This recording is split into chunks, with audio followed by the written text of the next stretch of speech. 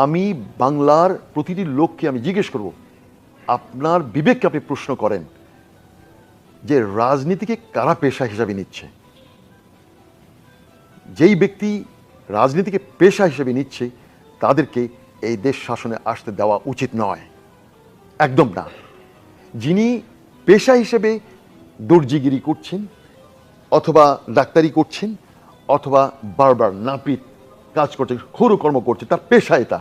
কিন্তু পলিটিক্যালি সে হয়তো আওয়ামী লীগ করছে, বিএনপি করছে, জামাতে ইসলাম করছে, তাকে যদি প্রশ্ন করা হয় আপনার পেশা কি, তখন সে বলবে যে আমি একজন ডাক্তার। কিন্তু সে যদি বলে যে আমি একজন রাজনীতিবিদ, এটা কারা বলে? যারা বলে তাদের কাছ থেকে দূরে থাকা উচিত। তাদের কাছে এই দেশ নিরাপদ নয়। তাহলে আপনি আপনার বিবেককে প্রশ্ন করুন, বাংলাদেশের যে কটি দল আছে